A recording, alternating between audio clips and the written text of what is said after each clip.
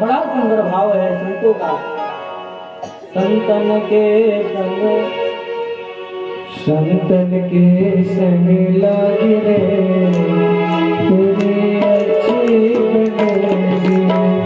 संतन के संग लागे रे तेरी अच्छी बनेगी। संतन के संग लागे रे तेरी अच्छी बनेगी।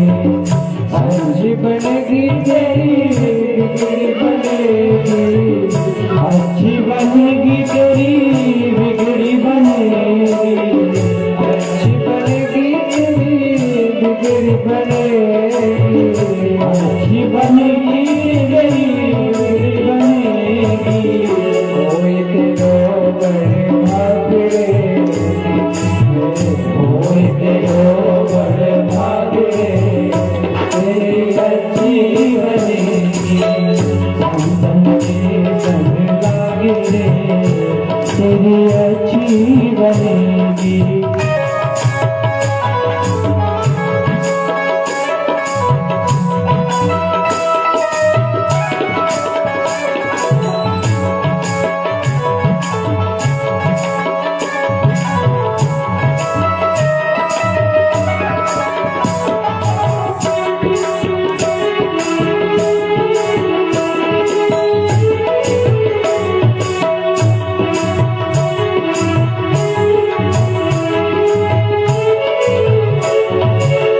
ध्रुव जी की बन गई प्रहलाद जी की बन गई।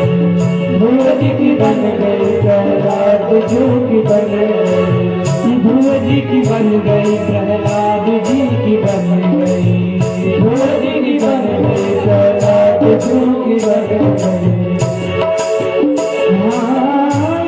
जी की बन गई प्रहलाद जी की बन गई। ध्रुव जी की बन गई प्रहलाद जी की ध्रुव जी की बन गई प्रहलाद जी की बन गई। ध्रुव जी की बन गई प्रहलाद जी की बन गई।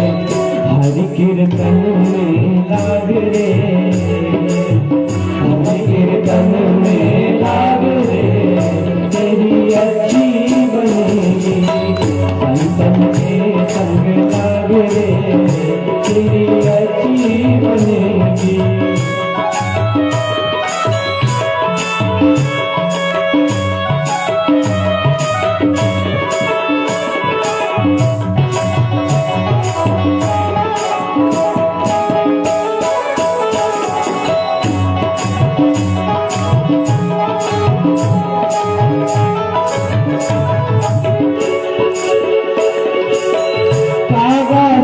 तुम्हें हंस करेंगे दादा से तुम्हें हंस करेंगे। दादा से तुम्हें हंस करेंगे। दादा से तुम्हें हंस करेंगे।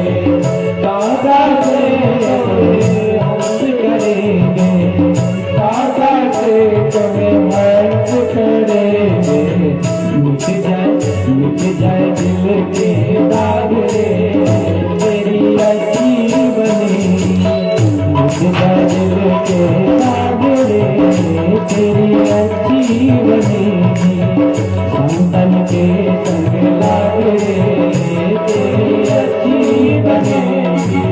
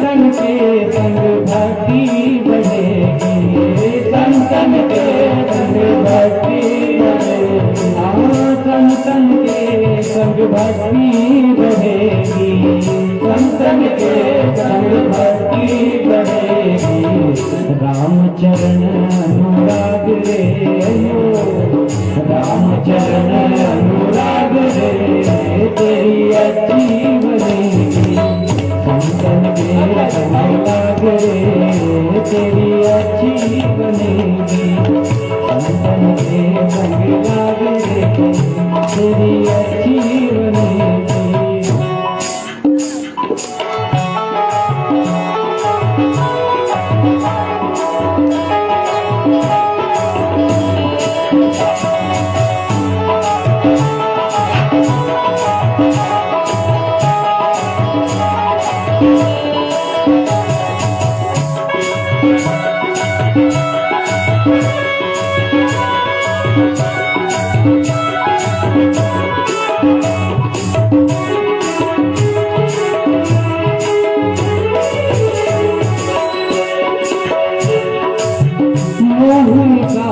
बहुत दिन सोया मोहनिका में बहुत दिन सोया मोहनिका में बहुत दिन सोया मोहनिका में बहुत दिन सोया मोहनिका में बहुत दिन सोया मोहनिका में बहुत दिन सोया मोहनिका में बहुत दिन सोया मोहनिका में बहुत दिन सोया जाग सके तो जागे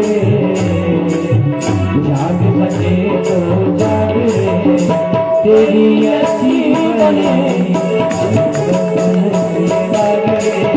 तेरी अच्छी बनेगी अंदर के संग लाग रे तेरी अच्छी बनेगी अच्छी बनेगी तेरी बिगड़ी बनेगी अच्छी बनेगी तेरी बिगड़ी बनेगी अंदर के संग लाग रे तेरी अच्छी बनेगी अंदर के संग लाग रे तेरी अच्छी बनेगी अंदर के संग लाग रे तेरी अच्छी बनेगी तेरी अच्छी बनेगी तेरी अच्छी बनेगी। जय जय श्री राधे श्याम। महाराज संतों के संग लागने की बात कही, संतों के संग लगे तुम्हारी कृपा हो जाएगी महाराज, अच्छी बन जाएगी आपके ऊपर कृपा होगी महाराज। किनकी किनकी बनी संत के संग से, कहते ध्रुव जी की, प्रहलाद जी। ध्रुव जी ने 5 वर्ष की अवस्था में साक्षात भगवान को प्रकट कर लिया, किसके प्रभाव से? सत्संग के प्रभाव से। प्रहलाद जी ने सत्संग के प्रभाव से खंभे से भगवान नृसिंह को प्रकट करके दिखा दिया महाराज। संतों का संग बड़ा ही दुर्लभ होता है, बड़े भाग्यवान को ही मिलता है महाराज। एवं सुतोक्ति वसतोपि गृहं विहाय यातो वनम स्थिर गतिम 63 वर्षाः। इस प्रकार से अपने पुत्र के समझाने पर आत्मदेव जी की बुद्धि में विवेक जागृत हुआ और घर को छोड़ करके वन को चले गए और श्री कृष्ण माप नियतम दशम पाठाम, श्रीमद् भागवत जी का आश्रय लिया। आत्मदेव ने दशम स्कंद का पाठ करते हुए भगवान के परम पद को प्राप्त किया महाराज। इधर घर में केवल मैया बची, पकड़ लिया धुंधकारी ने, बता कहाँ धन रखा है? पिताजी तुझको चाबी दे करके गए होंगे, जल्दी बता। नहीं, हनिष्ये लत्तयान चेत पवित्रम तिष्ठति ब्रूहि हनिष्ये लत्तयान चेत, जल्दी बता नहीं जलती हुई लकड़ी से तुझे मारूंगा। धुंधली रोने लगी महाराज, हाय हे भगवान, अब तो यह दुष्ट मुझे जरूर मारेगा। और जाकर के कूपे पाता है तो रात्रो 3 साल रात में जाकर के धुंधली कुएं में कूद गई महाराज और अपने देह को त्याग कर दिया। जिनमें विवेक होता है, जो पढ़े लिखे होते हैं, जो सत्संग किए रहते हैं, वह संभल जाते हैं, किंतु जो सत्संग का सहारा नहीं लेते उनकी यही गति होती है महाराज। अधोगति इसको कहते हैं, आत्महत्या जैसी गति को अधोगति कहते हैं शास्त्र में, उनकी अधोगति होती है। धुंधली की भी अधोगति हुई। इधर धुंधकारी गया, गणिकाओं को 5 गणिकाओं को घर में रख लिया, रोज धन लूट करके लाता, खूब सारा धन देता। एक दिन राजा के यहाँ का बड़ा धन लूट करके लाया। लड़काओं ने सोचा रोज चोरी करता है, किसी न किसी दिन पकड़ा जाएगा, और जिस दिन पकड़ा जाएगा हमारा नाम भी लेगा कि उन्हीं को देते हैं चोरी करके। अब हमारे पास पर्याप्त धन हो गया है, अब इसको निपटा दें और जितना धन है आपस में बांट लेते हैं। धुंधकारी लेटा हुआ था महाराज। सुधामयं वचोयासाम कामिनाम रसवर्धनम हृदयं क्षुरदाराभं प्रियः को नाम योषितम्। लोभियों का कोई नहीं अपना सगा होता महाराज। धन की प्रेमी भी स्त्रियां होती हैं बहुत सारी। सुधामयं वचोयासाम ऐसा लिख दो, बोलेंगे जो शहद जैसा मीठा बोलेंगे महाराज। सुधामयं वचोया कामिनाम रसवर्धनम हृदयं क्षुरदाराभं, उनके हृदय में छुरी होती है महाराज, कटारी होती है। ऐसी स्त्रियों ने धुंधकारी को सोते हुए देखा कि चारपाई में रस्सियों से जगड़ करके बांध दिया। मारने का प्रयास किया किंतु मर नहीं रहा था महाराज।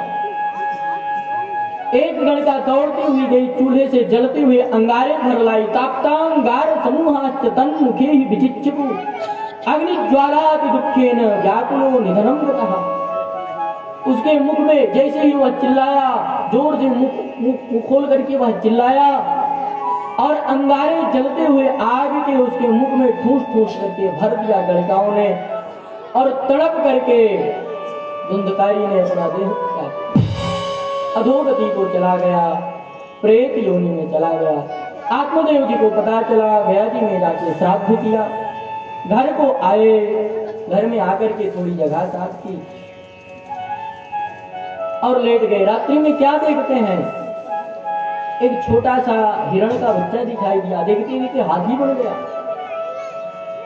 हाथी दौड़ रहा था, गधा बन गया, कहीं अग्नि प्रकट करता। संज्ञा मात्रम चला रहा, केवल इशारा करता, बोल नहीं पाता है, उसके अंदर वाक शक्ति नहीं है महाराज, वह बोल नहीं पा रहा है। गोकर्ण जी समझ गए और जैसे ही हाथ में जल लिया, ब्रह्म गायत्री का ध्यान करके जैसे ही जल छिड़का, प्रेत में भी वाक शक्ति आ गई। गोकर्ण जी ने पूछा, कौन भाई? धुंधकारी कहता है, अहम भ्राता तुदीयोस्मि धुंधकारी नामतः स्वकीये नैव दोषेण ब्रह्मत्वं नासितं मया। हे भैया, मैं आपका ही भाई धुंधकारी हूँ। मैं अपने ही दोषों के द्वारा इस प्रेत योनि को प्राप्त हो गया हूँ। हे भैया, कृपा करके अहो बंधु कृपा सिंधु घातर मासूमों से, हे भैया आप तो कृपा के सिंधु हैं, करुणा सागर हैं, कृपा करिए हम पर, इस प्रेत योनि से मुझे मुक्ति दिलाइए। क्योंकि बड़ा कष्ट है, वाताहारम ही केवल वायुपान करने को मिलता है, कहीं रुक भी नहीं पा रहे हैं, बड़ा कष्ट है। गोकर्ण जी ने प्रार्थना की, अच्छा अभी आप यहाँ से जाओ, मैं तुम्हारी मुक्ति निश्चित ही करूंगा। ब्राह्मणों को बुलाया, विद्वानों को बुलाया, किसी से भी प्रत्युत्तर नहीं दिया महाराज। किसी ने भी ऐसा उत्तर नहीं दिया कि जिससे धुंधकारी की मुक्ति हो। धुंधकारी कहता है, गया श्राद्ध सदैना भी मुक्ति में न भविष्यति। जाकर के गया जी में 100 श्राद्ध करोगे फिर भी मेरी मुक्ति संभव नहीं है। क्यों? क्या गया जी का महत्व नहीं रहा? क्या गया जी में पिंडदान करने से प्रेत की मुक्ति नहीं होती है? यह असत्य है। गया जी में यदि यहाँ तक भगवान का वर्णन है, जिसने तक्षशिला प्रेतशिला का दर्शन मात्र कर लिया, उसके पितृ प्रेत योनि में नहीं रह सकते, अधोगति में नहीं रह सकते, भगवान ने वचन दिया है। तो धुंधकारी का उद्धार क्यों नहीं हुआ? धुंधकारी का उद्धार इसलिए नहीं हुआ है, कुल गोत्र परंपरा भी होती है महाराज। आजकल तो सब समाप्त प्राय हो रहा है। आजकल के पढ़े लिखे लोग जो ज्यादा पढ़ लिए, मैकाले की शिक्षा पद्धति से जिनकी मानसिकता पंगु हो चुकी है, अपने को पढ़े लिखे मानते हैं महाराज। माता पिता को ऐसे डांट रहे, बैठो शांति से, हम पढ़े लिखे, क्या पढ़े लिखे हो? माता पिता का सम्मान नहीं आता है, वे विचार में प्रयुक्त हो, तुम पढ़े लिखे कहते हो। कहाँ से पढ़े लिखे? इसको पढ़ाई नहीं करते महाराज। आज के समय में ऐसी पढ़ाई चल रही है विद्यालयों में, जिनमें बहुत खतरनाक पढ़ाई चल रही है। वेद शास्त्रों का कोई महत्व नहीं रहा है, शिखा तिलक का कोई महत्व नहीं रहा है, कंठी तुलसी का भी कोई महत्व नहीं रहा है। हमारे धर्म के, हमारे वर्णों के बालकों को लज्जा आती है शिखा रखने में, तिलक लगाने में, किंतु अन्य वर्णों में नहीं आती महाराज, उनको नहीं आती। शुक्रवार को देखो महाराज, और यहाँ पर लज्जा आती है। इतना सुंदर स्वरूप, तिलक स्वरूप धारण करना है,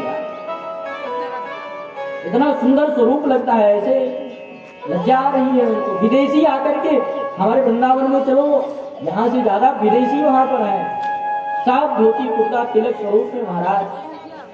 स्त्रियां आती हैं साड़ी पहन करके, तिलक करके, बिंदी सिंदूर महाराज ऐसा दिव्य स्वरूप करके घूमती हैं। विदेशी आकर के फ्रांस अमेरिका से, और यहाँ के महाराज समाप्त हो गया है। लज्जा आती है, क्या करें, किंतु हमको लज्जा नहीं आनी चाहिए अपने धर्म में। तिलक लगाने की बड़ी महिमा है महाराज, शास्त्रों में यहाँ तक लिखा है। आप भजन नहीं कर पा रहे हैं, आप भजन भी नहीं कर पा रहे हैं, विद्वान भी नहीं, कुछ नहीं, केवल आप तिलक करते हैं। ऊर्ध्वपुंड और त्रिपुंड दो तिलक की महिमा है। त्रिपुंड की शास्त्रों में बहुत महिमा है। ऊर्ध्वपुंड जो हम लोग धारण करते हैं वह ऊर्ध्वपुंड है, बाबा जी जो धारण किए उसे त्रिपुंड कहते हैं।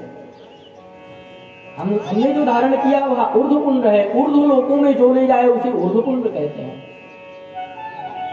शास्त्रों में यहाँ तक लिखा है, ऊर्ध्वं पुंड्रम नयत्य पुंड्रः प्राणिनम पापकारेणम तस्मात् क्या ऊर्ध्वपुंड्रेति तस्मात् तत्धारेत् यः। ऊर्ध्वपुंड धर्यो मर्त्यो म्रियते यत्र कुत्रचित् सुभागो विमानस्थो मम लोके महीयते।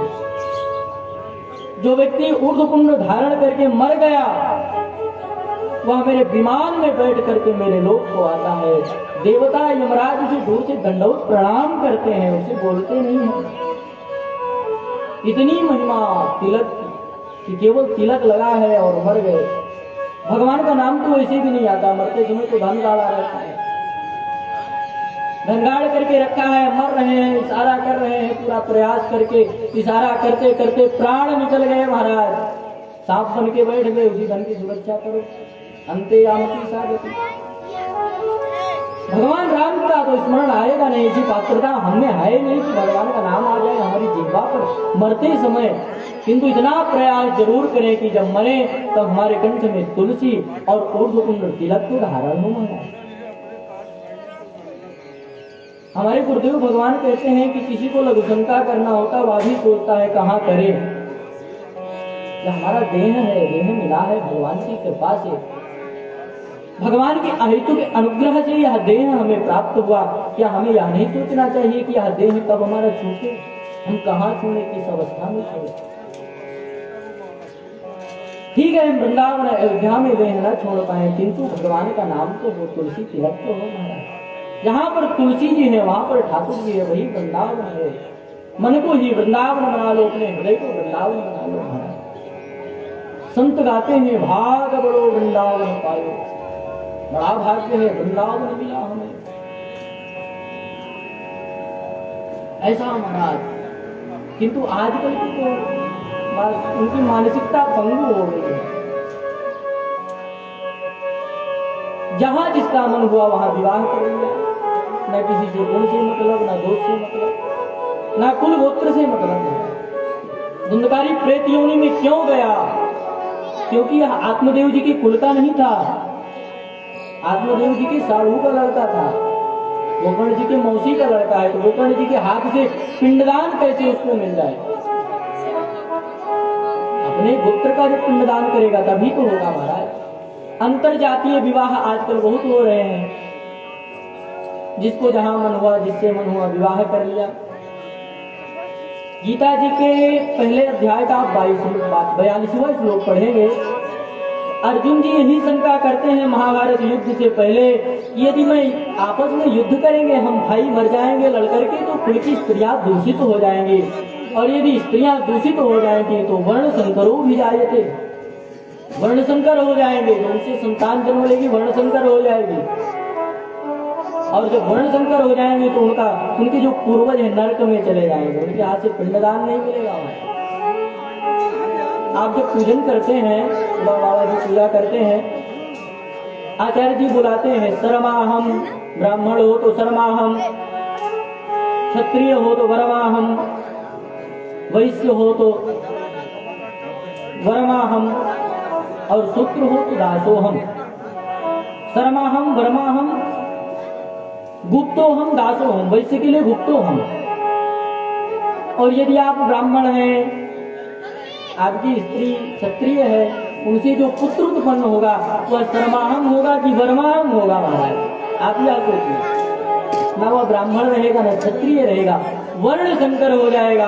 और वह जब आपको पिंडदान से करेगा तो आपका ही गोत्र उच्चारण करेगा संकल्प में, किंतु वह उसका गोत्र ही नहीं होगा, इससे आप नर्क में चले जाएंगे महाराज। अपने मन से नहीं कह रहे हैं, शास्त्रों की बात कर रहे हैं, लिखा हुआ है। बड़ी सावधानी से चलना चाहिए। बेविचार के सेक्टर में महाराज पढ़े लिखे हैं, हम देखते हैं पढ़े लिखे लड़के ये घूम रहे हैं महाराज, क्या कैसे वो पढ़े लिखे हो सकते हैं। बड़ी सावधानी की आवश्यकता है। धुंधकारी का भी उद्धार नहीं हुआ गया जिन्हें श्राद्ध से भगवान सूर्य का ध्यान किया। गोकर्ण जी ने सूर्य भगवान को जल दिया, सूर्य भगवान से प्रार्थना की, तुभ्यं नमो जगत साक्षिं ब्रूहि मे मुक्ति हेतुकम्। मैं तुम्हें नमस्कार करता हूँ हे भूलोक के प्रत्यक्ष नारायण। प्रत्यक्ष नारायण भगवान सूर्य हमें दिखाई देते हैं। सूर्य भगवान को जल नहीं देते लोग। हम लाइट जला रहे हैं, बिल जमा करना पड़ता है। सूर्य भगवान सुबह से लेकर के शाम तक हम रहते हैं, प्रकाश देते हैं, किंतु जल नहीं देते हैं। हमारा धर्म बनता है, कर्तव्य बनता है।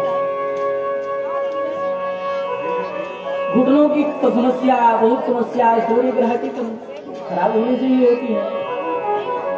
सर में दर्द, हाथ पैर में दर्द, सूर्य ग्रह की खराब होने से होती है। यदि आप सूर्य भगवान को जब नियम से देंगे तो सूर्य ग्रह नहीं खराब होंगे।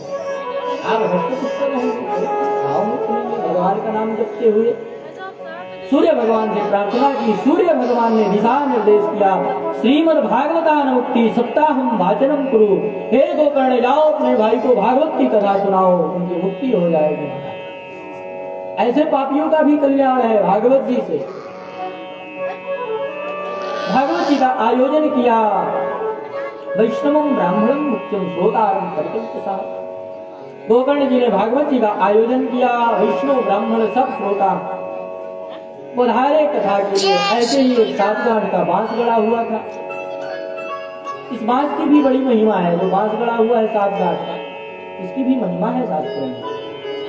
यह इसलिए गड़वाया जाता है, इसमें प्रेतावाहन किया जाता है। जो आपके पितृ हैं, जो किसी कारणवश जिनका उद्धार नहीं हो पाया है, वह आकर के विराजमान होते हैं और कथा श्रवण करके भगवान के परम पद को प्राप्त करते हैं। यह भी विधि है। कथा की प्रत्येक छोटी से छोटी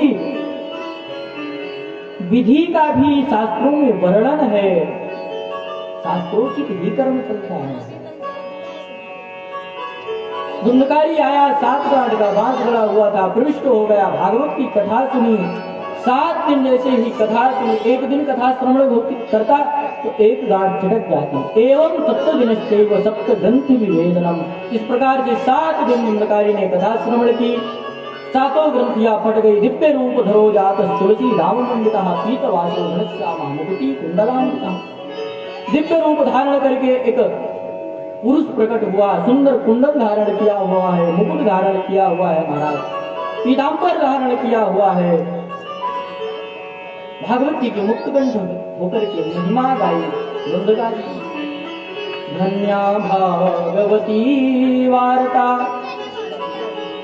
प्रेत पीड़ा विनाशिनी। सप्ताहो की कथा धन्या कृष्ण लोक फल प्रदा। धन्य है यह भागवत की कथा जो भगवान श्री कृष्ण के परम पद को प्राप्त कराने वाली है। बड़े बड़े योगींद्र मुनींद्र जिनकी एक झलक पाने के लिए तरसते हैं, हजारों वर्षों तक जंगलों में तपस्या करते हैं, पत्ते खा करके, जल पान करके, वायु पान करके तपस्या करते हैं, तब जाकर के जिनकी एक झलक प्राप्त होती है, उस परम पद को केवल 7 दिन में प्रदान करने वाली है भागवत की कथा। धन्य है, धन्य है। मुंडकारी कहता है, धन्या भागवती वार्ता प्रेत पीड़ा विनाशनी। प्रेत जैसी भयंकर पीड़ा को भी जो समाप्त कर दे, ऐसी धन्य है यह भागवत की वार्ता। मुक्तकंठ होकर के गाया। गोगड़ जी ने पूछा, आप कौन है? अहम भ्राता तुरीयोस्मि। मुंडकारी कहता, मैं आपका ही भाई मुंडकारी हूँ। गोगड़ जी गदगद हो गए महाराज। दिव्य विमान प्रकट हुआ भगवान के यहाँ से, भगवान के पार्षद आए, धुंधकारी को विमान में बैठाया, लेकर के जाने लगे। गोगड़ जी ने रोक दिया। अत्रैव बहवः सन्ति श्रोतारो मम निर्मल। यहाँ पर तो मेरे निर्मल श्रोता बहुत सारे बैठे हुए हैं, किंतु यहाँ पर निर्मल श्रोता कम ही बैठे हमारे। निर्मल श्रोता किसे कहते हैं? भगवान की कथा में मन लगाए। भागवत की कथा में प्रपंच करने से कोई लाभ नहीं। भागवत की कथा में आए हैं, प्रपंच कर रहे हैं, इससे कोई लाभ नहीं है। आए थे हरि भजन को औटन लगे कपास, हम आए थे किस लिए? हमारे पथभ्रष्ट हो गए, उससे कोई लाभ नहीं है हमारा। जो निर्मल श्रोता है, जो भगवान की कथा श्रवण करता है, श्रवण के भी भेद होते हैं।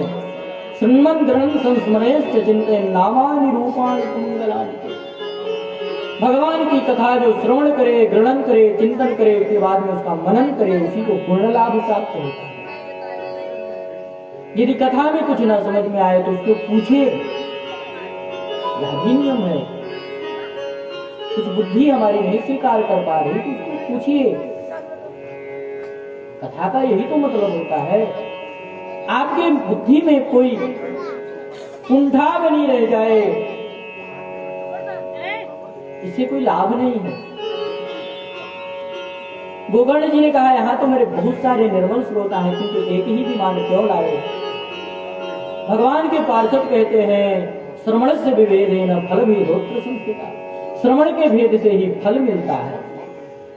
सभी ने कथा तो श्रवण की, किंतु मनन चिंतन नहीं किया, इसलिए इनके लिए विमान नहीं आया है। धुंधकारी ने कथा श्रवण की, मनन किया, चिंतन किया, ग्रहण किया, तब जाकर के विमान आया है धुंधकारी के लिए। सभी उदास हुए, धुंधकारी भगवान के परम पद को प्राप्त हुए। गोगर्ण जी ने कहा, चिंता मत करो, दोबारा आयोजन करेंगे। दोबारा आयोजन किया गोगर्ण जी ने। अब की महाराज जितने श्रोता सब सावधान होकर के बैठे, अब की तो विमान आना ही चाहिए। यह विमान क्या है? मान जिनके हृदय से चला जाए कथा श्रवण करके, वही विमान है। भी उपसर्ग प्रपरा अवसम अमन। विमान माने कि जिनके अंदर से मान चला जाए, अहंकार चला जाए, उसके जीवन में विमान आ गया। भगवान का पद दूर नहीं, भगवान तुमको मिलेंगे। वह भगवान का परम पद जो है, भगवान के चरण कमल आपसे दूर नहीं है, यदि आप अपने जीवन से अहंकार मान को समाप्त कर देते हैं। प्रेत पीड़ा विनाशिनी। भगवत की कथा प्रेत की भी पीड़ा को नाश कर देती है। ऐसी यह भागवत की कथा महाराज। अब की बार आयोजन किया, जितने श्रोता उतने विमान। अयोध्यावासिनः पूर्वं यथा रामेण संगतः तथा कृष्णेन तेनीतः गोलोकं योगिदुर्लभम्। योगियों को जो दुर्लभ वैकुंठ है, जितने श्रोता उतने विमान। सब विमान में आरूढ़ हुए, भगवान स्वयं प्रकट हुए। भगवान ने गोगर्ण जी को हृदय से लगाया, अपने भी समान बताया महाराज। भागवत की कथा श्रवण करने से किसी भी प्रकार का पापी हो महाराज, उसका उद्धार शंका है ही नहीं। छोटी सी भी अंश मात्र भी शंका मन में नहीं रहनी चाहिए कि कथा श्रवण करने के बाद भी क्या असंभव है लाभ। ऐसा मन से एकदम निकाल देना चाहिए। हम कथा श्रवण करने बैठे हैं, यदि हमारे कान में एक श्लोक भी जाएगा, एक अक्षर भी जाएगा तो कल्याण संभव है। इसके बाद में कथा की विधि बताते हैं। विवाहे आदर्शम नित्यम ताल संपर्कल्पयेत। जिस प्रकार एक पिता अपनी पुत्री का विवाह करता है, उसी प्रकार से कथा का आयोजन करना चाहिए।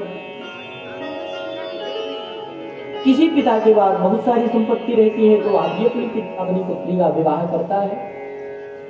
किसी के पास कम संपत्ति रहती है तो कम में भी वह विवाह करता है अपनी पुत्री का। जिस प्रकार से पिता पुत्री का विवाह करता है, उसी प्रकार से भागवत का आयोजन करना चाहिए। विरक्तो वैष्णव विप्रो वेद शास्त्र विशुद्ध दृष्टांत कुशलाधीरो वक्ता कार्योत्निष्ठ। व्यास गति पर जिस वक्ता को बैठा है, उसका सर्वप्रथम लक्षण बताया, निष्प्रिय होना चाहिए। चाटुकार वक्ता न हो महाराज। आप ज्यादा धनवान है, आ गए तो आपकी हम प्रशंसा करने लग जाए, ऐसा वक्ता नहीं होना चाहिए। जो शास्त्र सम्मत है, जो शास्त्रों में लिखा है, उसको निर्भीक होकर के बोले। आपको अच्छा लगे बुरा लगे, हमसे कोई मतलब थोड़ी है इससे। जो शास्त्र में है हम बोल रहे हैं, किसी को अच्छा लगे बुरा लगे, इससे हमको प्रयोजन नहीं है। निष्प्रिय होना चाहिए वक्ता, चाटुकार वक्ता ना हो। आपको संगीत अच्छी लग रही तो हम भजन गाते जाए, भजन गाते जाए, आपको प्रसन्न करने। हम आपको प्रसन्न करने के लिए थोड़ी आए हैं, हम तो प्रभु को प्रसन्न करने के लिए कथा कर रहे हैं। आप प्रसन्न हो नाराज हो, हमको कोई लेना देना नहीं है। तो शास्त्रोक्त है, जो गुरु जी से प्राप्त है, हम वहां बोलेंगे। आपको अच्छा लगे ना लगे, हमको इससे प्रयोजन नहीं है।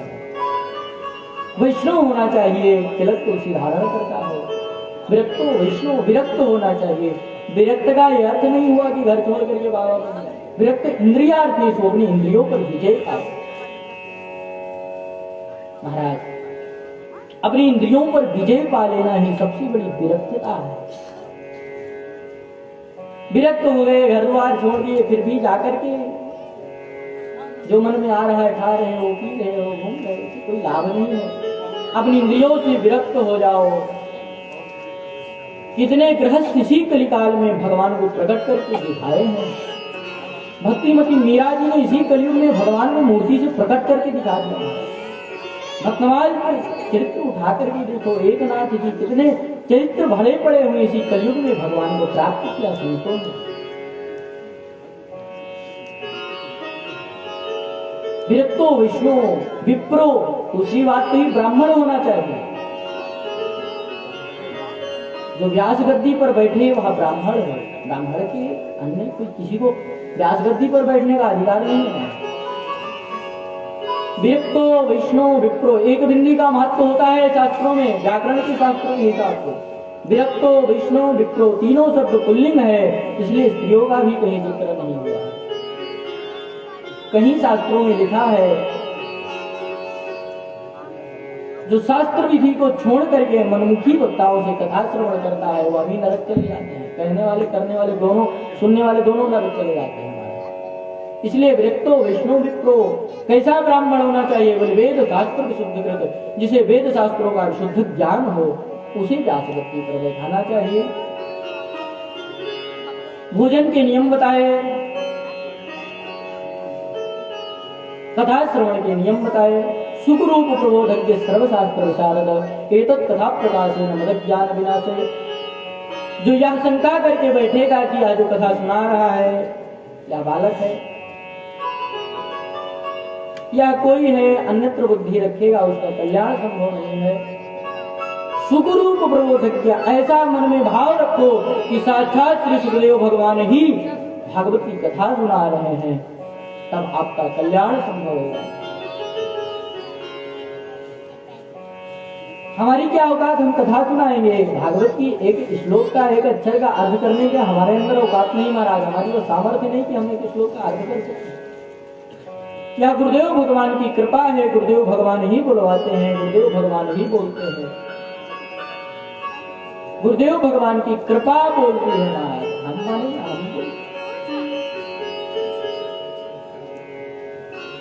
सुखरूप प्रबोधन के सर्वशास्त्र, इस कथा के प्रभाव से हे व्यास जी हमारे मदद ज्ञान, हमारे अंदर जो अज्ञान है उसको भ्रष्ट करो, ऐसा भाव रखना चाहिए। भोजन की विधि बताई, नोपवासो वरः प्रोक्ता तथा विघ्न करो यदि अगर आप फलाहार करके वो कथा श्रवण कर सकते हैं तो बिल्कुल फलाहार करके कथा आप श्रवण करिए, नहीं कर सकते बिल्कुल आप भोजन पाइए, बढ़िया भूखा प्रसाद महाप्रसाद दाल सब्जी सब पाइए महाराज, फिर बैठ करके भाव से कथा श्रवण करिए। कोई विधि नहीं है कि आप भूखे रहें, व्रत रहें, फलाहार करें, आपको नहीं बनना भोजन करें। ऐसा भी नियम नहीं कि आप जमीन पर बैठ करके कथा श्रवण करें, कुशा के आसन पर बैठ करके श्रवण करें। यदि आपका सामर्थ्य है तब बैठे, नहीं सामर्थ्य आप कुर्सी पर बैठे, शोभा पर बैठे, जैसे आपको कथा में मन लगे महाराज। हम बैठ गए अब पद्मासन लगा करके, कथा में मन नहीं लगा, पैर दर्द हो रहे हैं, उसी में मन लगा है, कब छुट्टी हो, कब आरती हो, कब आरती हो, मन लगा है, कहाँ से कथा में मन लगा। जिस प्रकार से शरीर को सुख मिले उस प्रकार से बैठना चाहिए। आपकी सामर्थ्य नहीं व्रत रहने की, हम भूखे रह लिए, हम कथा में बैठे हैं, कथा चल रही है, आपका मन लगा है कब छुट्टी मिले, कब छुट्टी मिले, जल्दी जा करके भोजन करें। हम उसी के नियम के लिए बताया गया, बिल्कुल भोजन करके आप कथा श्रवण करो, कोई नियम नहीं। यहाँ तक कि लिखा है यदि आप बैठ नहीं सकते तो व्यास गद्दी को पैर करके नहीं बैठना चाहिए, इतना नियम है। जहां तक हो सके कि नीचे बैठना चाहिए, नहीं हो सकता कोई बात नहीं, कुर्सी पर बैठो। और ये इससे भी अवस्था जर्जर है तो आप लेट जाओ महाराज, चार पैर लगा करके लेट जाओ, लेट करके कथा श्रवण करो। व्यासगति की तरफ पैर ना हो, दूसरी तरफ को पैर करो, अपना भाव से लेट करके कथा श्रवण करो, मनन करके चिंतन करते हुए। और कथा में बात बिल्कुल मत करो, यह भी नियम है, कथा में बात करने वाला का बात तो बिल्कुल मत करो कथा में, केवल सुनो, चिंतन करो, ग्रहण करो, मनन करो। विधि बताई है, विधि के बाद भागवत जी के का जो विश्राम हो तो दिव्य नाम संकीर्तन करना चाहिए। नाम संकीर्तन में महाराज प्रहलाद जी आगे प्रभात तारधारी तरल हृदया चोद्धोकांतधारी वीणाधारी मृंगो जय जय सुकरा कीर्तने ते कुमारा।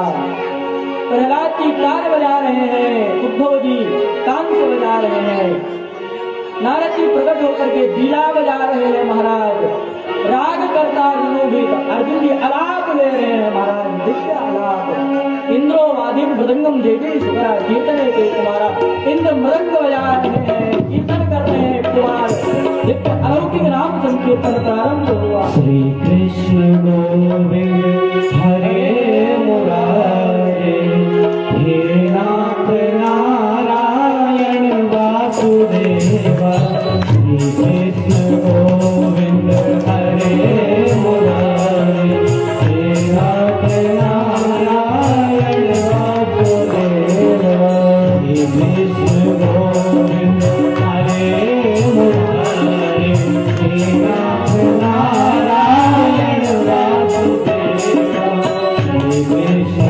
गोविंद हरे मुरारे, हे नाथ नारायण वासुदेवा, हे नाथ नारायण वासुदेवा, हे नाथ नारायण वासुदेवा,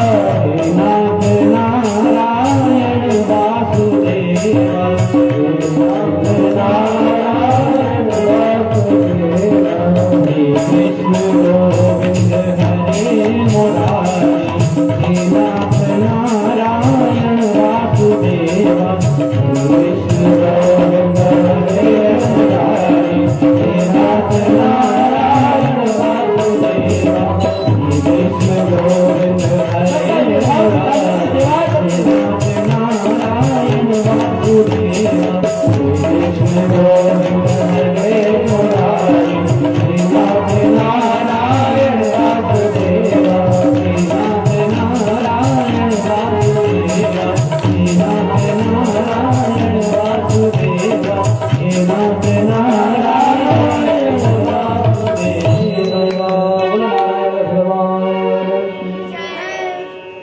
महाराज भागवत के विश्राम में दिव्य नाम संकीर्तन करना चाहिए, नाचना भी चाहिए। ननर्थ मध्ये दृढ़मेव तत्र भक्त्यादिकानां नतवत्सते दशाम। नाचने वाला कोई नहीं था, भक्ति महारानी प्रकट हो गई ज्ञान वैराग्य के साथ, ताका थैया करके नृत्य भी हुआ भागवत के विश्राम में। यहाँ से भागवत जी में हम प्रवेश कर रहे हैं। भागवत जी की प्रथम श्लोक में अभी तक महात्मा की कथा हो रही थी। भागवत जी की यह कथा, भागवत जी में कुल 18,000 श्लोक हैं, 12 स्कंद हैं, 335 अध्याय हैं। यह भागवत की कथा गतार्थ को कृतार्थ बनाती है। भागवत की कथा गुरु परंपरा से प्राप्त होती है। जिनके जीवन में गुरु नहीं है वह दरिद्र है महाराज। जिनके जीवन में गुरु नहीं है, गुरु आज्ञा नहीं है, शास्त्र आज्ञा नहीं, उन्हीं को दरिद्र कहते हैं। दरिद्र उसे नहीं कहती, धन नहीं तो दरिद्र नहीं है। भागवत जी की यह मंगलमयी कथा,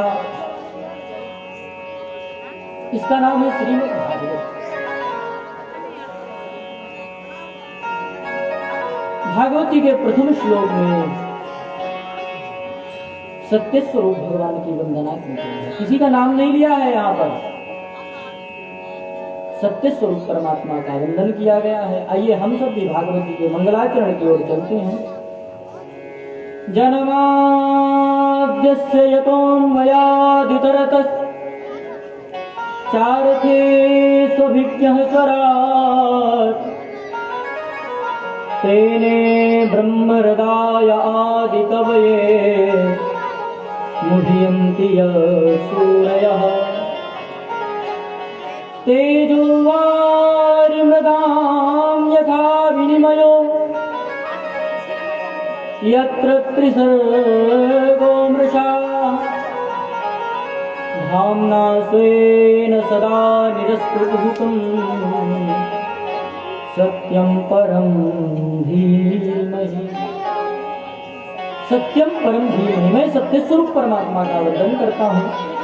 उस सत्य स्वरूप परमात्मा का स्वरूप कैसा है? कहते हैं जन्माद्यस्य यतः, जन्म आदि अस्य यतः यस्मात् अस्य विश्वस्य जन्मस्थितिर्भंगा भवन्ति। मैं उन परमात्मा का वंदन करता हूँ जिनसे आज समग्र सृष्टि बनती है, जो पालन सृजन और संग्रहण तीनों करते हैं, उनकी वंदना करता हूँ। जो आज मध्य और अंत से परे हैं, मैं उनकी वंदना करता हूँ। जब यहाँ कुछ नहीं था तब भी बात है, यहाँ जो है यहाँ तब भी इसके रूप में वही है। जब कुछ नहीं बचेगा तब भी वही रहेंगे, मैं उनकी वंदना करता हूँ। अन्वयात् इतरतः अविद्यः स्वराट्। कहते हो परमात्मा कैसा है? कहते स्वराट है, स्वयमेव राजते की स्वराट। स्वराट का अर्थ है स्वप्रकाश हो। हमारी आंखों में प्रकाश है किंतु परप्रकाश की अपेक्षा है। अभी तो हमको दिख रहा है, रात्रि हो जाएगी तो हमें दूसरे प्रकाश की आवश्यकता होगी। दीपक है, बल्ब है, टार्च है, हमें लेना पड़ेगा सहारा, किंतु भगवान को आवश्यकता नहीं है। जिस प्रकार सिंह कोई राजा नहीं बनाता है, सिंह जन्मजात राजा होता है। जंगल में राज्याभिषेक वोटिंग नहीं होती है, वोट पड़ेंगे तब राजा बनेगा, ऐसा होगा ऐसा कुछ नहीं होता। शेर जन्म लेता है वह राजा हो जाता है जंगल का। उसी प्रकार से भगवान सुप्रकाश हैं, उन्हें किसी प्रकाश की आवश्यकता नहीं है। तुम मानो तो हम हैं, तुम मानो तो नहीं है, ऐसा नहीं है। भगवान तो भगवान है, तुम्हारे मानने से क्या फर्क पड़ने वाला है। भगवान सुप्रकाश हैं, किसी की भी सत्ता को उनकी आवश्यकता नहीं है कि तुम मानो वोट डालो तब हम हैं, ऐसा कुछ नहीं। भगवान स्वयं में प्रतिष्ठित है, सुप्रकाश है। कहते हैं मैं उनकी वंदना करता हूँ किसी ने कहा कि आप ब्रह्मा जी की वंदना करते हैं? ब्रह्मा जी बोले नहीं, ब्रह्मा जी की मैं वंदना नहीं कर रहा हूँ, ब्रह्मा जी के पिताजी की वंदना कर रहा हूँ। बोले कैसे? बोले तेने ब्रह्म हृदय आदि कवे मुह्यन्ति यत सूरयः। तेने ब्रह्मणे आदि कवे, आदि कवि माने ब्रह्मा जी, जिन ब्रह्मा जी को भी जिन भगवान ने वेद का ज्ञान कराया मैं उनकी वंदना करता हूँ। बोले हमने तो नहीं सुना कि कभी ब्रह्मा जी को भगवान ने वेद पढ़ाया, गुरु को शिष्य परंपरा से नहीं पढ़ाया। हृदय संकल्पेन, भगवान सत्य संकल्प है। क्या भगवान यहाँ पेड़ लगाने आते हैं? भगवान पर्वत नदी बनाने आते हैं, फावड़ा लेके खोदते हैं नदी, या पर्वत बनाते हैं डलिया से घोड़ होकर के। भगवान सत्य संकल्प है, भगवान ने संकल्प किया सृष्टि बन जाए, बन गई। ऋतंच सत्यं चाभिधात्मवशोऽध्याय ततो रात्रिसाय तथा समस्यो अहमः गतिसंवत्सरो। ग्रह नक्षत्र तारा समुद्र पृथ्वी पर्वत पेड़ वृक्ष कितना क्या बनना है, भगवान संकल्प करते हैं, सब बन करके तैयार हो जाता है। भगवान बनाने में ब्रह्मा जी भी स्वच्छंद नहीं है कि जो मन में आए बना दे। ब्रह्मा जी भी स्वच्छंद नहीं है, ब्रह्मा जी भी भगवान के अधीन रह करके सृष्टि करते हैं। भगवान ने उनको वेद का ज्ञान दिया, जाओ वेद पढ़ो, वेद पढ़ के सृष्टि करो। तेने ब्रह्म राया आदि कवे, संकल्प किया ब्रह्मा को वेद कंठस्थ हो जाए, वेद वेदांत कंठस्थ हो गए ब्रह्मा जी को। मुह्यन्ति यत् सूरयः, जिनके अर्थ को समझने में सूरयः विद्वांसः मुह्यन्ति मोहं प्राप्नुवन्ति। सूर माने कि जो एक सूर होता है जो भाला चलाने में बड़ा प्रवीण हो, जो सूर कहते हैं। मल्ल युद्ध में जो बड़ा प्रवीण हो सूर कहते हैं, किंतु यहाँ सूरया का अर्थ लिया गया विद्वांसा सूरया, जो विद्वानों में बड़ा अग्रगण्य विद्वान हो, बहुत बड़ा विद्वान जिसको गिना जाए, वह भी भागवत जी के अर्थ में मुह्यन्ति मोहम प्राप्नुवन्ति, मोह में पड़ जाता है, इनके अर्थ को समझ नहीं पाता है, इनके स्वरूप को। ऐसी यह भागवत की कथा।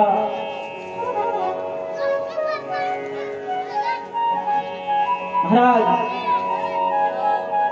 कहते हैं तेजो वायु राम्य भाजगमयो सर्वे निशा।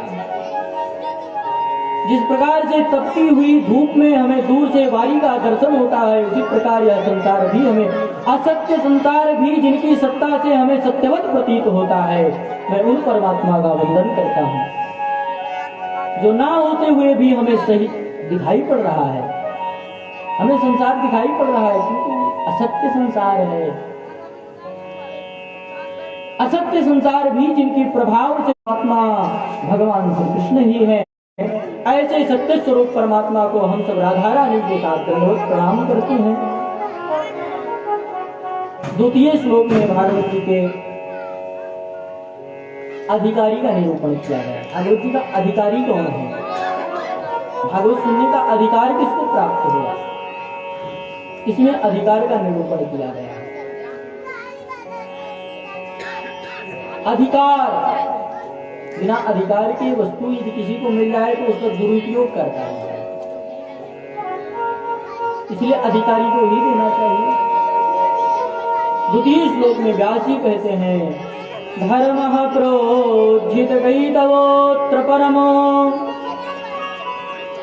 निर्मत्सराणां सताम् वेद्यं वास्तवमत्र वस्तु शिवदम् तापत्रयोन्मूलनम्।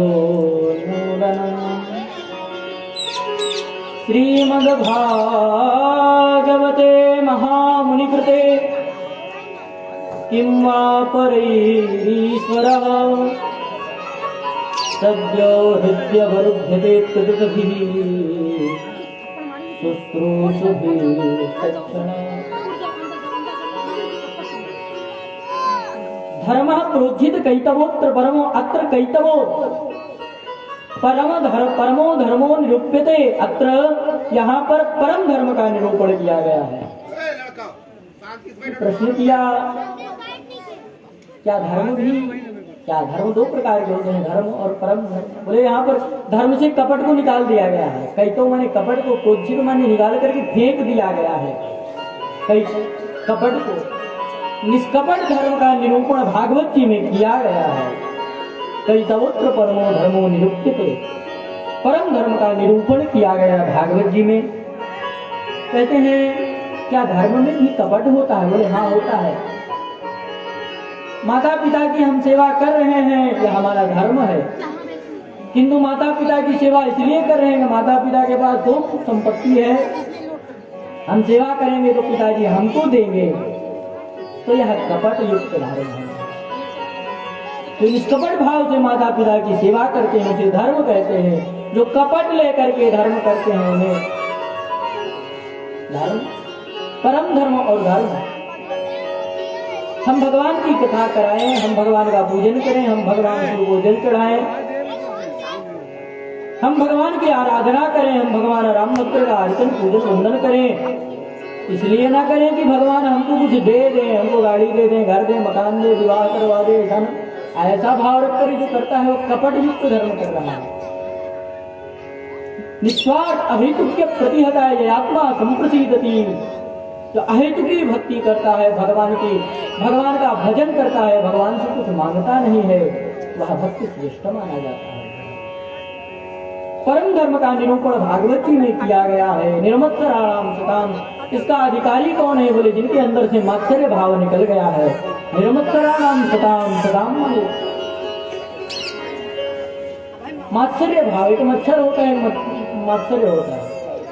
मच्छर महाराज ऊपर से काटता है, मात्सर्य अंदर से काटता है। मात्सर्य माने होता है पड़ोसी क्यों बढ़ रहा है, इसे मात्सर्य कहते हैं। जिनके अंदर यह भाव है वह भागवत का अधिकारी नहीं है, उसको भागवत सुनने का अधिकार ही नहीं, उसका कल्याण संभव नहीं है। अगले की जय जयकार हो रही है, हम कहीं गए, हमसे ऊंचा आसन किसी को मिल गया, गुस्सा आ गया, उसको भागवत का अधिकार नहीं है। मात्सर्य भाव जिसके अंदर से निकल गया, ईर्ष्या द्वेष, ऐसे बहुत लोग मिल जाएंगे कि हाँ सबकी जय जयकार हो, सब आगे बढ़े, लेकिन हमसे ज्यादा जय जयकार ना हो। और या बड़े बड़ों में होता है, घर छोड़ करके बाबा बन गए, शंकराचार्य बन गए, फिर भी मात्सर्य भाव नहीं गया। बड़े बड़ों में पाया जाता है मात्सर्य। कहते हैं कंचन सोना होता है, बहुत लोग मिल जाएंगे, हम सोना नहीं पहनते, तुलसी पहनते हैं। बहुत लोग मिल जाएंगे, स्त्रियों से हम कोई संपर्क नहीं रखते हैं। कंचन तजना सहज है, सहज त्रिया का नेह, मान बड़ाई ईर्षा, दुर्लभ तजना ये है। सोने को त्याग देना कोई बड़ी बात नहीं है, स्त्रियों को त्याग देना भी बड़ी बात नहीं है, किंतु मान बड़ाई ईर्षा, हम कहीं जाए हमारा सम्मान ना हो, हमसे ज्यादा किसी का सम्मान हो जाए, यह त्यागना बड़ा कठिन है। और जिनके मन से यह निकल जाए मात्सर्य भाव, वही भागवत का अधिकारी बताया गया। बोले वेत्यम वास्तव वस्तु अत्र निरूपते, यहाँ पर वास्तव वस्तु का निरूपण किया गया है, जो वास्तविक है उसका निरूपण किया गया है, इसमें भ्रम में नहीं डाला गया भागवत जी में। बोले भागवत को सुनने से क्या कुछ क्षणिक लाभ भी प्राप्त होता है, तुरंत मिलता है कुछ? बोले हाँ मिलता भी है। बोले क्या? बोले शिवदम शिवम शुभम कल्याणम ददाति शिवदम। बोले कल्याण प्रदान करती है यह भागवत कथा तुरंत महाराज। सद्यो हृत्य शुश्रूष आपने भागवत कथा श्रवण करने की इच्छा प्रकट की, हृदय में तक्षण भगवान आकर के आपके हृदय में अवरुद्ध हो जाते हैं। आप अभी कथा में गए भी नहीं है, कथा में बैठे भी, केवल आपके हृदय में उत्कंठा जागृत हुई भगवान की कथा श्रवण करने की, उसी समय भगवान आकर के अवरुद्ध हो जाते हैं। अवरुद्ध माने बंध जाते हैं, आकर के बैठते नहीं। आप लोग विराजमान हैं, बैठे हैं, बात कर रहे हैं, जब इच्छा होगी चले जाएंगे। आप तो विराजमान है, आपको कौन रोक सकता है? किंतु अभी बाउंड्री हो और ताला लगा दिया जाए, जब तक कथा नहीं पूरी हो जाए किसी को नहीं जाना है, तब आप अवरुद्ध हो जाएंगे। क्या करें, फंस गए, तो जाना नहीं जा सकते महाराज। अवरुद्ध हो जाते हैं, भगवान आकर के विराजमान बंध जाते हैं। भागना भी चाहे तो भागते हैं, भाग नहीं पाते हैं हृदय से। आप क्यों भगवान की कथा श्रवण करने की इच्छा तो प्रकट करो। शिवदम, शिव का अर्थ महाराज कल्याण होता है। आज भगवान शिव का पूजन अर्चन होना चाहिए। आज तो शिवरात्रि है महाराज। भगवान शिव जिनका अर्थ ही कल्याण है, शिव का अर्थ ही कल्याण है। भगवान शिव और पार्वती का विवाह संपन्न हुआ था। हमें तो परतरम नास्ति, भगवान शिव में और भवानी में कोई भेद नहीं मानना चाहिए महाराज। भवानी स्वयं कहती हैं हमें तो परतरम नास्ति, मैं दो नहीं हूँ, मैं एक हूँ। शिव और पार्वती में कोई भेद नहीं मानना चाहिए महाराज। शिवलिंग आप लोगों ने देखा होगा, जो प्रणाल जो मतलब कि अर्घा होता है वह पार्वती के होते हैं, और जो शिवलिंग होता है वो भगवान शिव का स्वरूप होते हैं। बड़ा भ्रम होता है, हम देखते हैं आज तो शिवरात्रि, या तो भांग खाएंगे, गांजा पिएंगे महाराज। ऐसा नहीं है। भगवान शिव परम योगी हैं, मुनिंद्र हैं। भगवान शिव 88,000 वर्षों तक तो समाधि में रहते हैं महाराज, तब वो गांजा पीने लगते हैं। कहाँ लिखा है शिव गांजा पीते हैं? यह भ्रम है महाराज, इसके चक्कर में मत पड़ो। वो एक बहाना पा गए हैं कि भगवान शिव का नाम बता करके हम पी लेंगे, जो विचार करेंगे महाराज। भगवान शंकर ने तो विष भी पी लिया था, सल्फात खा लो तो पी लिया महाराज, हो जाएगा, कृपा हो जाएगी आपके ऊपर। भगवान शिव ने क्या किया था? बहुत लोग प्रश्न करते हैं कृष्ण जी ने ऐसा किया वैसा किया। कृष्ण जी गोवर्धन उठा लिया था, उठाओ जाके। कृष्ण जी तो यमुना जी में कूद गए थे, कूद कर छलांग लगा दो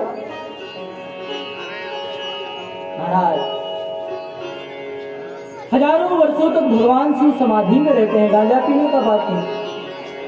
और जब समाधि खुलती है तो केवल भगवत चर्चा होता है, राम नाम केवल उनके मन में चलता है महाराज। राम नाम श्रोता स्वयं मां पार्वती बनती है और वक्ता भगवान शिव बन करके बैठ जाते हैं। भगवान शिव कथा सुनाते हैं, माता पार्वती कथा सुनाते करती है। भगवान शिव के आदर्श ये हैं कि भगवान का ध्यान करो, भगवान की कथा सुनो।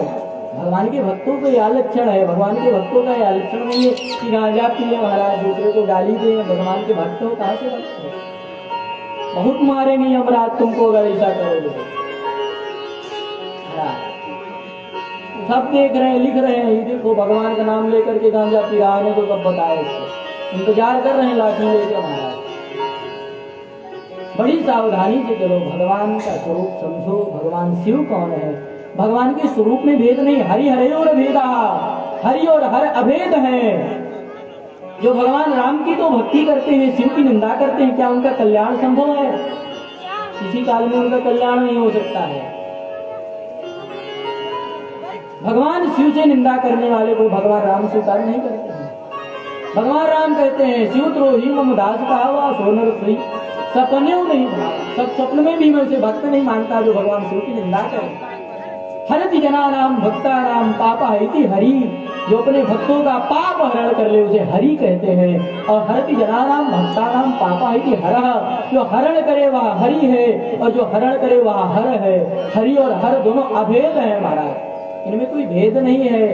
भगवान के स्वरूपों में भेद करने की मूर्खता कभी नहीं करनी चाहिए। राम कृष्ण एक है, राम कृष्ण दो एक है, अंतर नहीं निवेश, इनके नयन गंभीर है, इनके सकल विशेष। महाराज हमने तो सुना एक जगह महाराज ऐसे कथा की चर्चा हुई, बोले भागवत कथा होगी, कुछ लोगों की इच्छा हुई भागवत।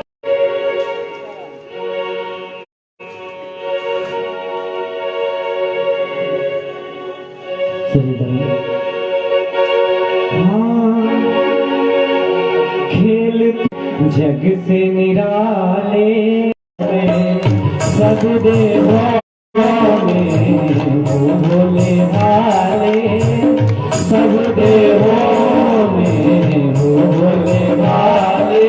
हे डमरू वाले हो डमरू वाले, हे डमरू वाले।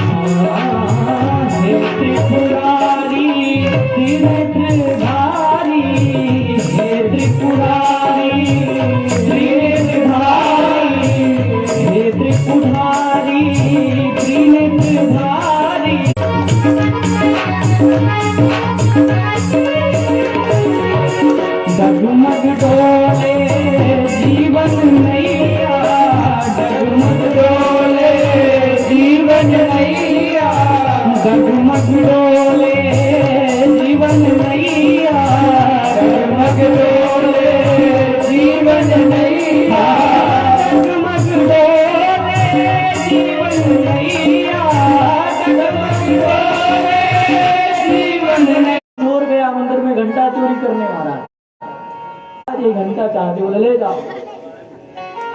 ऐसे भोले भाले हमारे शिव, भगवान शिव के भक्त जल्दी गरीब नहीं मिलेंगे। आप खूब माला माल रहते हैं भगवान शिव। अपने भक्तों जो प्रणाल होती है, जो भगवान शिव के मंदिर की जलहरी होती है, उसे लांघना नहीं चाहिए।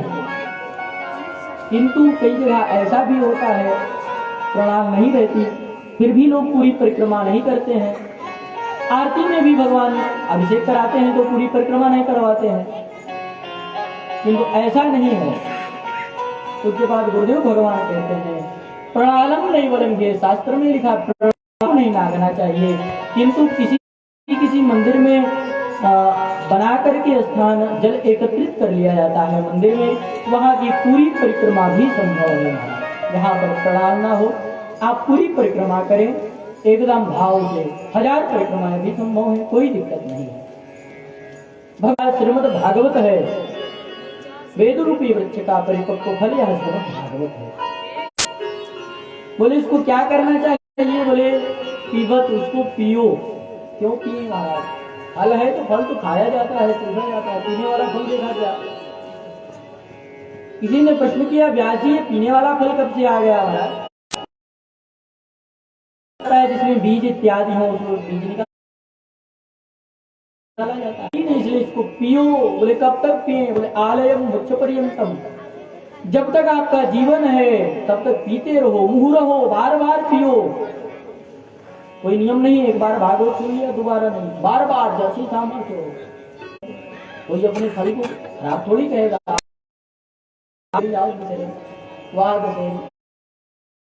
खूब बेचते हैं, खूब अपना बनाए रहते हैं बेचने वाला, तो आप भी अपने फल को खट्टा थोड़ी कहेंगे, आप तो बड़ाई करेंगे। इसकी क्या गारंटी है? बोले गारंटी है। बोले जिस फल में तोता टोंट मार दे महाराज वो फल की गारंटी है। बोले नहीं होता नहीं। बोले फिर बोले शिष्य प्रशिष्यादि रूप पल्लव परंपरा शनीर खंड मेवावतीर्णम न तुच्छ निवासितेन स्फुटितम। यह शिष्य गुरु परंपरा से आया है। जो गुरु शिष्य पता है ज्ञान, वह ज्ञान शुद्ध और कथा में सबको नहीं बुलाया गया। मूढ़ो रसिका भूल भावुका, रसिक और भावुक आए कथा सुनने के लिए। जिनके अंदर इच्छा है भागवत सुनने की वह आए, सबकी आवश्यकता भी नहीं। कथा में विघ्न करने वालों की आशा पानी का महत्व समझता है। हमको प्यास नहीं लगी, आप पीछे से लेकर ये रहो पानी, क्या नहीं पिएंगे पानी? नहीं लगी प्यास। और जब